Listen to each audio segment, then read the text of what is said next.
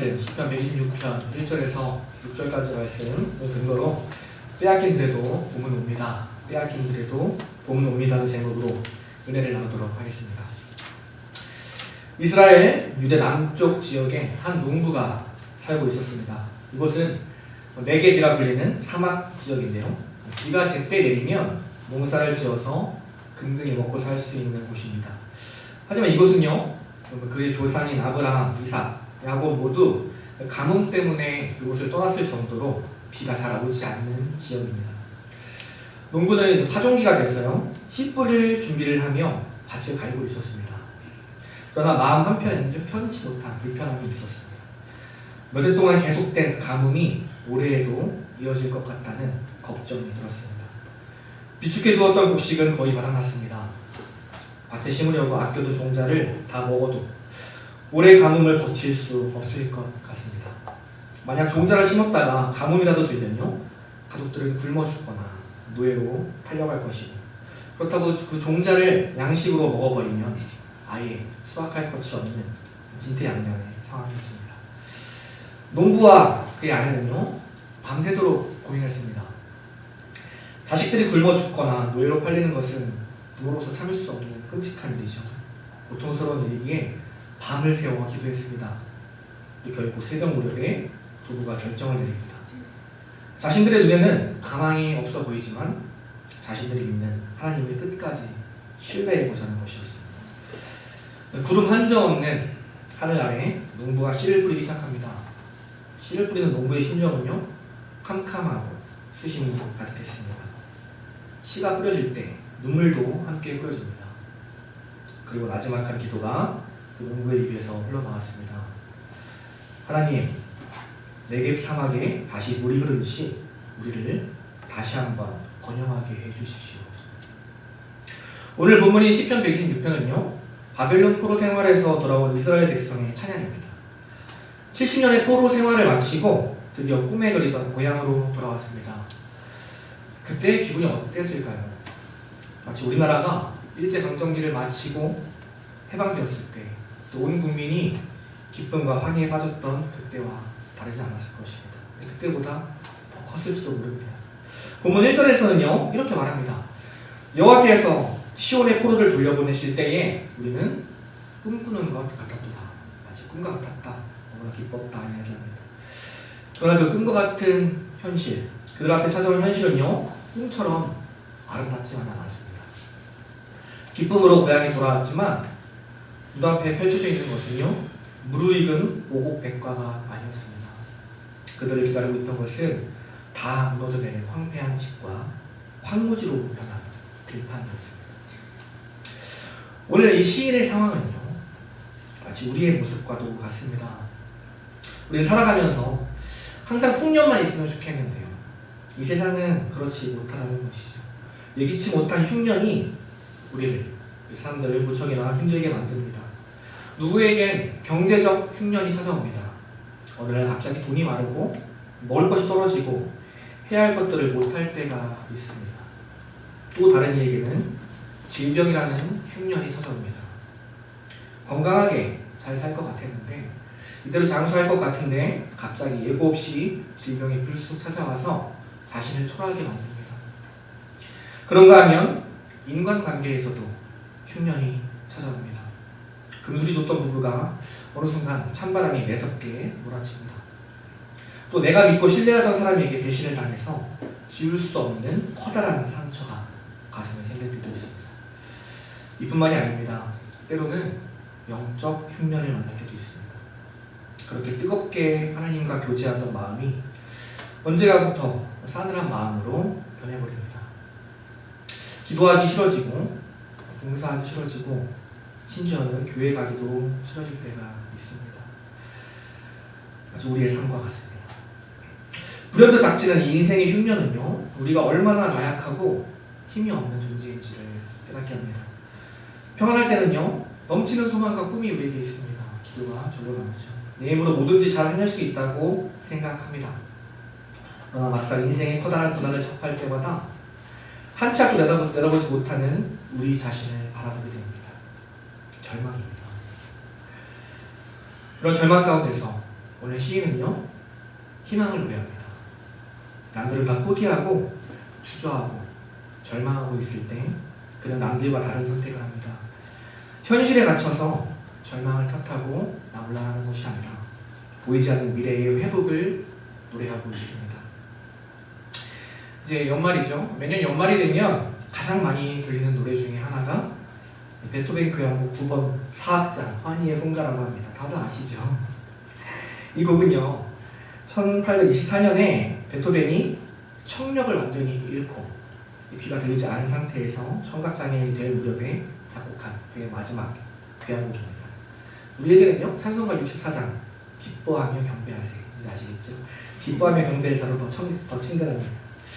우리가 부르는 이 찬송가 64장, 베토벤이 작곡한 그 교향곡에 미국의 작가이자 선지자였던 헨리 반 다이크라는 사람이 1907년에 가사를 붙였습니다.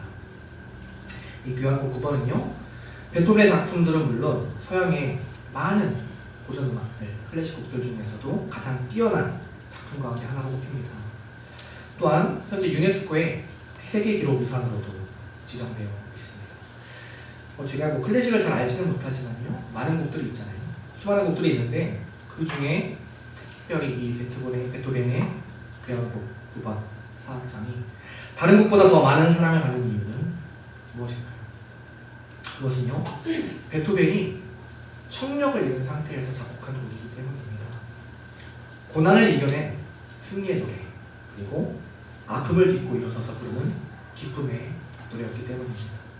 그래서 사람들에게 가치 있게 여겨졌다는 것이죠. 오늘 본문인 이 시편 126편이 바로 이 환희의 성가, 하나님을 향한 믿음의 고백이자 감사의 노래라는 것입니다. 이상화 시인의 빼앗긴 들에도 봄은 오는가 라는 시가 있습니다. 일제강점기 때의 암울한 상황을 시로 표현했습니다. 말할 수 없는 절망에 앞이 보이지 않는 깜깜한 상황이지만요, 희망을 포기하지 않은 시입니다. 오늘 시편의 시인은 그 이상화 시인의 물음에 이렇게 대답합니다. 빼앗긴 들에도 봄은 오는가? 그래, 빼앗긴 들에도 봄은 온다. 비록 지금은 황폐하고 절망 속에 있더라도 반드시 봄은 찾아온다. 시인은 이야기하고 있습니다. 주렉 베커라는 작가가 쓴 거짓말쟁이 제이콥이라는 소설이 있습니다. 주렉 베커는요, 헝가리 출신의 유태인입니다. 유태인 학살을 직접 경험하고 그 속에서 살아남은 사람입니다. 이 작가와 같은 유태인이었던 영화감독 피터 카소비치가 이 작품을 영화로 만들었습니다. 그 영화의 내용은 이렇습니다. 2차 세계대전 중에 나치가 점령한 그 폴란드 안에 유태인 격리 지역에서 카페를 운영하는 제이콥이라는 사람이 있었습니다. 그는요, 바람에 달리는 신문을 쫓아갑니다. 행여나 기쁜 소식이 있을까 해서였죠. 정신없이 신문을 쫓아가던 제이콥은요, 격리 지역을 벗어나게 됩니다. 그래서 초소병들에게 붙들려 사무실에 끌려가게 됩니다. 그곳에서 처벌을 기다리는 동안에 그는요, 라디오를 통해서 소련군이 400km 떨어진 가까운 지역에서 독일군을 물리치고 있다는 방송을 몰래 듣게 됩니다. 제이콥은 친구에게 돌아가서 이 기쁜 소식을 전하게 되는 것이죠. 그러자 이 일과 함께 제이콥이 라디오를 가지고 있다는 헛소문도 함께 퍼져나가게 됩니다. 라디오를 소유하고 있으면요, 그 당시 사형을 당하는 상황에도 불구하고요, 제이콥은 연합군이 나치를 물리치고 진격하고 있다는 뉴스를 계속해서 전합니다. 그 당시 희망 없이 살아가던 유태인 중에는요, 자살하는 사람이 많았습니다. 하루하루 그 수가 많아졌습니다. 그러나 소련군이 다가오고 있다는 제이콥의 말을 듣고 자살하는 사람이 점점 줄게 되었습니다. 결국엔 하나도 없게 되었습니다. 곧 그 소련군이 와서 자기들을 구해줄 것이라는 희망이 생긴 것입니다. 거짓으로 꾸며낸 소식은요, 주민들에게 활기와 희망을 가져다 주었습니다. 사람들에게 희망을 꺾을 수 없는 제이콥은요, 매일 자신이 꾸며낸 라디오의 방송을 사람들에게 들려주었습니다. 좀 더 가까이 오고 있다. 얼마 남지 않았다. 그러나 그 수용소 내부에 정보원이 있었던 것이죠. 독일 정보원이 제이콥을 잡게 됩니다. 그가 라디오를 갖고 있다고 생각한 그를 붙잡게 되는 것이죠. 점령군 사령관은 주민들을 모아놓고 제이콥에게 이렇게 얘기합니다. 라디오가 없었다고 이야기해라. 네가 지금까지 이야기한 것이 다 거짓말이다. 꾸며낸 것이다. 이야기하라고 고문합니다. 그러나 제이콥은요, 끝까지 라디오가 없다는 말을 하지 않습니다. 그는 끝까지 그 말을 하지 않고 결국 사형을 당합니다. 제이콥을 잊지도 않은 라디오 때문에 죽임을 당했습니다. 그의 마음속에는요, 라디오는 단순한 기계가 아니었습니다. 바로 희망이었습니다. 그는 희망을 포기할 수 없었던 것이죠.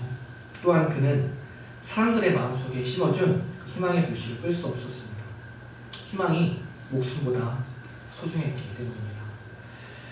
새로운 소식에 대한 갈망으로 공중에 날아다니던 신문을 쫓아가는 제이콥은 정말 새로운 소식을 접하게 되었습니다. 그리고 그는 더 나아가서 새로운 소식의 창조자가 되었습니다. 그는 거짓말쟁이가 아니었습니다.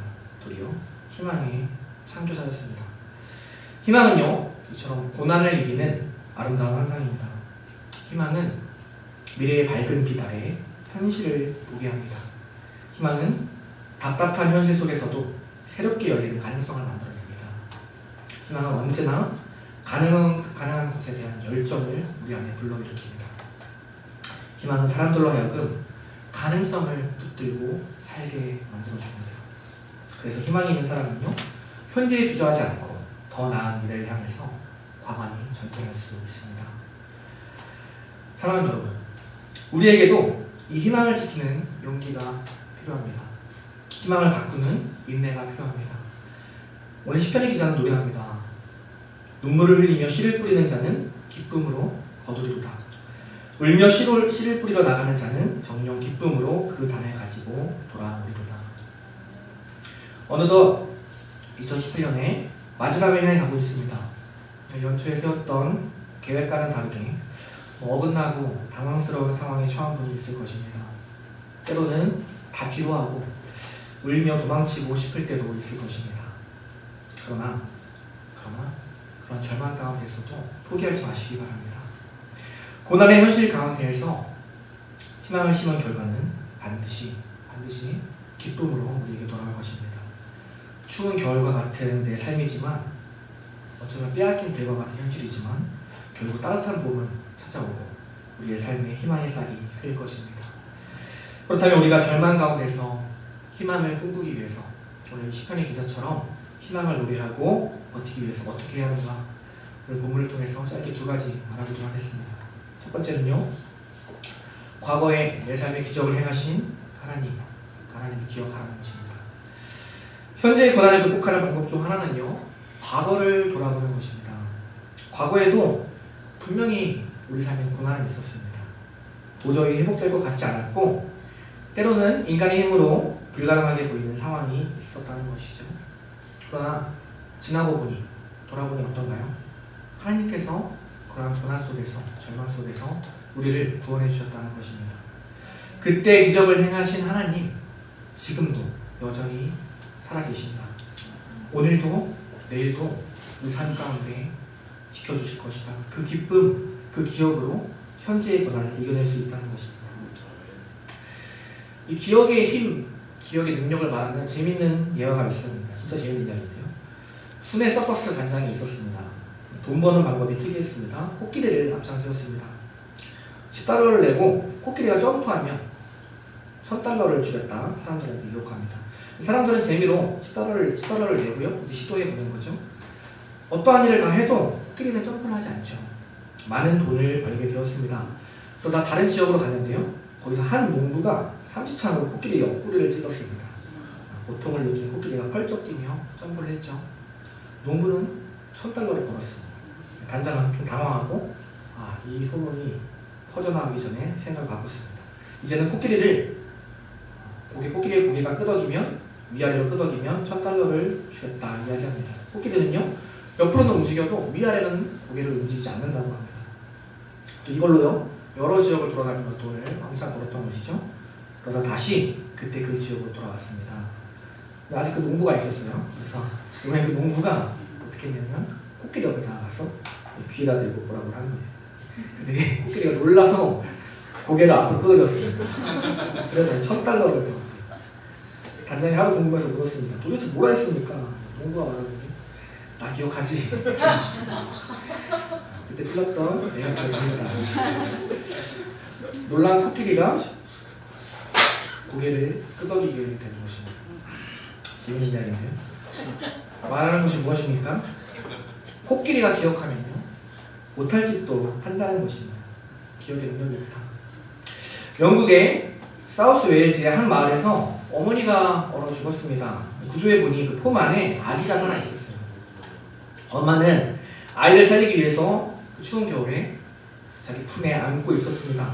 더 추워지니까 자기 옷을 벗어서 그 아기에게 덮이고 그 아기를 살리고 자기는 죽게 된 것이죠. 그 아이가 자라서 1차 대전 당시에 영국 내각을 이끌었던 데이비드 로이드 조지 수상이 되었습니다. 죽을 수밖에 없었던 환경 가운데 있었지만 그는 살았고요. 결국 영국의 한 나라의 수상이 되었습니다. 그렇게 되었었던 이유는 어려서부터 어머니의 이야기를 기억했기 때문입니다. 자기 품에 안겨준 것이 성경이라는 그 말을 기억했기 때문입니다. 마지막 어머니의 기도를 기억했기 때문입니다. 그 기억 때문에 그 데이비드 로이드 조지는요, 함부로 살지 않았습니다. 막 살지 못했습니다. 어머니의 기억이 그를 함부로 살지 못하게 막았다는 것입니다. 오늘 이 눈물 나는 현실, 답답한 현실 속에 있는 시편 126편의 시인은요, 자신의 괴로운 감정을 감추지 않았습니다. 힘든 상황, 답답한 상황이잖아요. 솔직하게 눈물을 흘립니다. 눈물을 흘리며 동시에 이렇게 고백합니다. 주께서 내 운명을 회복시켰을 때를 기억합니다. 주께서 우리 편이 되시어 큰 일을 행하셨을 때 우리는 얼마나 기뻤던가. 내 삶 가운데 우리 민족에게 놀라운 일을 행하셨을 때 내가 얼마나 기뻤던가. 과거를 기억합니다. 그리고 마음에 되새깁니다. 그리고 다시 그 하나님 의지하며 온전한 회복을 위해 주님께 간구합니다. 성도에게 과거는 단순히 지난 일이 아닙니다. 단순한 추억이 아닙니다.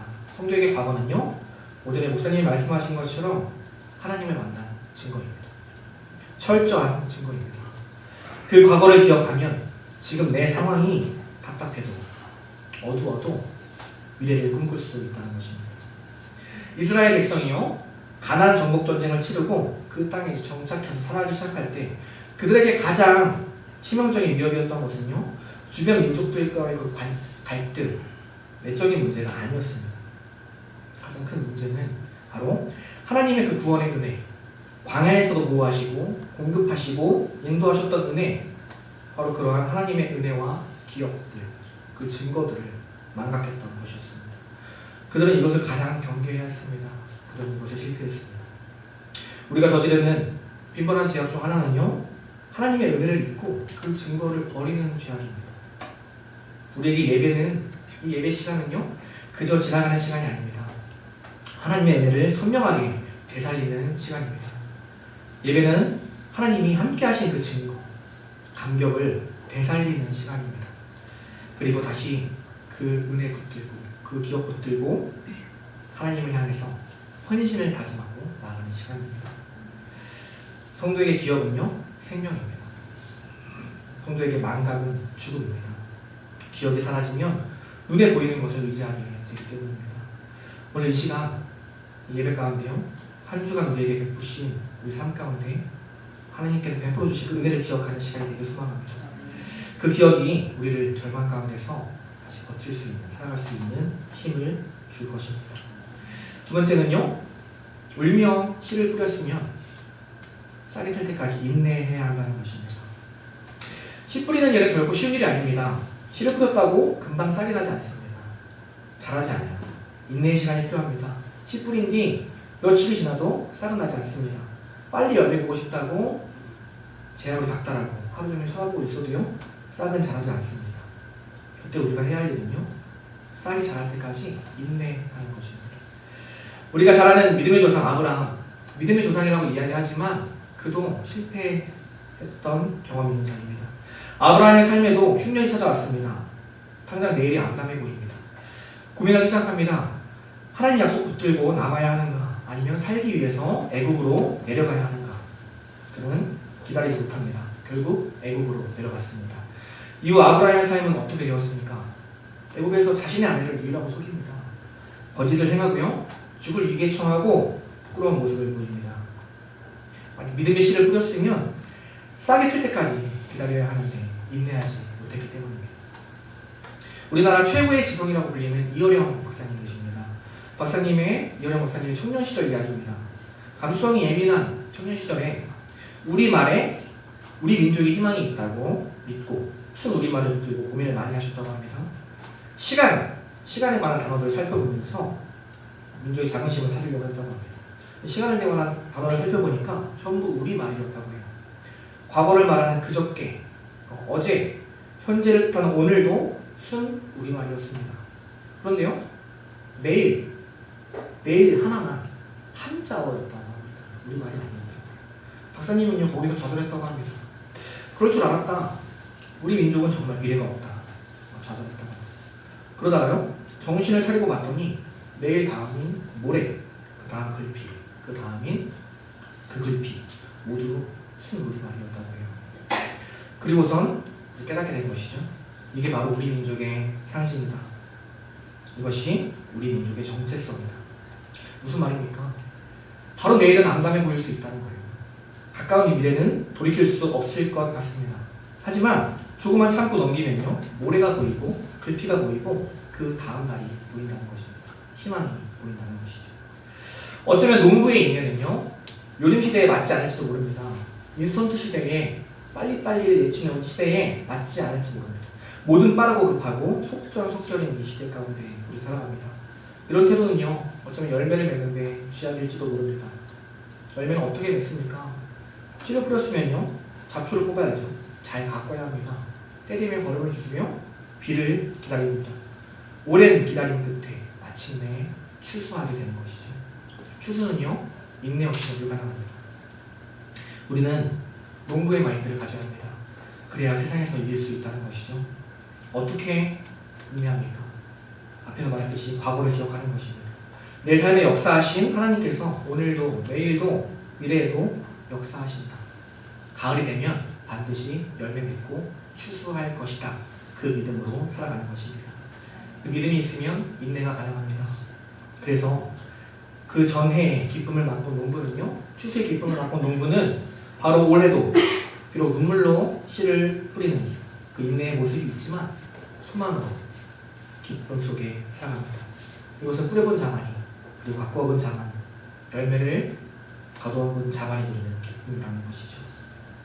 우리가 자랄 때 세상에서 제일 높은 빌딩 아니면요, 뉴욕의 엠파이어 스테이트 빌딩이라고 알고 있었습니다. 높이가 무려 102층, 지금은요 그보다 더 많은 빌딩이 있는데요. 근데 이 건물이 102층인 이유가 있습니다. 바로 1620년에 메이플라워를 타고 청교도의 숫자가 102명이었기 때문입니다. 영국의 청교도 102명은요, 신앙의 자유를 찾아 메이플라워를 타고 대서양을 횡단해서 미국에 도착합니다. 이들은요, 그의 겨울을 보내며 추위와 굶주림, 그리고 인디언의 공격 가운데 반 이상이 죽게 됩니다. 살아남은 이들은요, 자신들의 집을 짓기 전에 먼저 예배당을 짓고 하나님께 예배를 드렸습니다. 그들은 그 다음에 봄에 눈물과 땀을 흘리며 불모지에 땅을 개간해서 옥수수와 콩을 심었습니다. 그렇게 가진 고난 끝에 첫 수확을 거둔 그들은 감격 속에서 추수감사 예배를 드렸습니다. 그때요, 그들의 대표되는 그 윌리엄 브래드퍼트가 청교도에게 도움을 준 이웃 인디언들을 초청해서 칠면조를 짜고 잔치를 베풀었다고 해요. 이것이 추수감사절의 시작입니다. 청교도들이 추수 때에 감사할 수 있었던 이유는 무엇입니까? 고난과 역경 속에서 포기하지 않았기 때문입니다. 울며 씨를 뿌렸습니다. 그리고 끝까지 인내했습니다. 추수가 있는 곳에는 반드시 먼저 씨 뿌림이 있습니다. 씨 뿌림이 없는 곳에는 추수가 있을 수 없습니다. 이것은 자연의 법칙이요, 불변의 진리라는 것이죠. 씨 뿌리는 일은 쉽지 않습니다.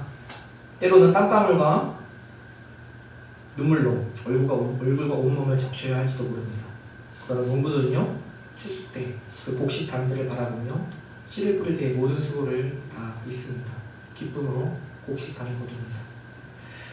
청년의 때는 씨를 뿌리는 시기입니다. 마음밭에 영원한 진리의 말씀의 씨를 뿌려야 합니다. 창조자를 기억하고 그분께 대한 믿음의 씨를 뿌려야 합니다. 기도의 씨를 뿌려야 합니다. 때로는요, 전공 분야의 지식을 그 씨를 뿌려야 합니다. 좋은 책을 읽고 지혜의 씨도 뿌려야 합니다. 더 나아가서 다른 사람들에게 사랑의 씨, 성금의 씨도 뿌릴 수 있어야 합니다. 이웃과 사회에 대한 헌신의 씨앗을 뿌려야 합니다. 인생에는 반드시 추수의 때가 옵니다. 젊은 날, 청년의 때에 얼마만큼 씨를 뿌렸는가, 얼마만큼 인내했는가, 그 결과에 따라 추수의 결과가 달라집니다. 청년의 때에는요, 울면서라도 씨를 뿌려야 합니다. 아니, 씨를 뿌리기 위해서라도 눈물을 흘리는 수고를 감당해야 할 것입니다. 울면서라도 씨를 뿌리는 사람은요, 반드시 기쁨으로 단을 거두게 됩니다. 시편 126편 5에서 6절은 이렇게 말합니다. 눈물을 흘리며 씨를 뿌리는 자는 기쁨으로 거두리로다. 울며 씨를 뿌리러 나가는 자는 반드시 기쁨으로 그 곡식단을 가지고 돌아오리라. 예수님도 울며 씨를 뿌리셨습니다. 십자가는 울며 좋은 씨를 뿌리는 표본입니다. 십자가는 힘들고 어려운 길이었지만 부활의 영광이 따른 길입니다. 하나님은 예수님을 다시 살아나게 하셨고요, 또는 그를 높이셔서 하나님의 옆에 앉게 하셨습니다. 울며 씨를 뿌리면 기쁨으로 거둔다. 자신의 삶을 통해 우리에게 보여주셨습니다. 답답한 우리 인생이요, 때로는 황폐한 땅과 같을 때가 있습니다. 빼앗긴 들처럼 때로 냉랭하고 평생 회복되지 않을 것 같이 보일 때도 있습니다. 그러나 절망 속에도, 그러한 답답한 상황 속에서도 절망이 아닌 희망을 우리하는 비결이 있습니다. 우리 삶 가운데 역사하신 하나님의 은혜를 기억하는 것입니다. 하나님이 내 삶에 베푸신 은혜를 기억합니다. 그 은혜에 힘입어 오늘도 우리가 울며 씨를 뿌립니다. 인내하며 버티고 견딤을 통해서 결국 하나님의 때에 기쁨으로 열매를 맺게 하실 것입니다. 사랑하는 여러분, 빼앗긴들에도 반드시 봄은 찾아옵니다. 우리의 삶에도 반드시 봄은 찾아옵니다.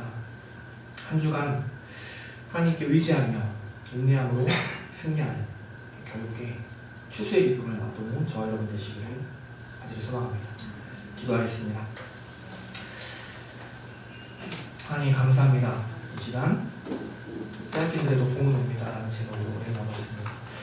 하나님, 신앙생활 쉽지 않습니다. 때로는 절망과 고통 가운데 넘어지고 다 포기하고 싶을 때도 있습니다. 그러나 하나님, 그 절망의 상황 속에서 우리가 포기하지 않고 다시 주님 의지하며 살아갈 수 있는 기분, 우리의 삶 가운데 역사하신 주님을 기억하는 것입니다. 그 하나님께서 오늘도, 그 내일도, 먼 미래의 우리 삶 가운데 역사하시고 회복시켜 줄 것을 믿고 나아가는 것입니다.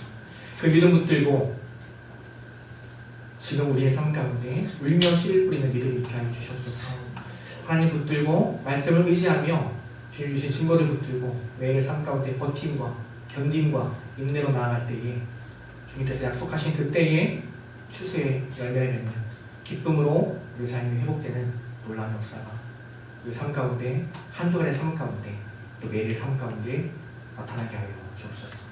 주님을 의지합니다. 주님 안을 찬양합니다. 그렇게 하실 주님을 송축합니다. 찬양하신 예수님의 이름으로 기도드립니다.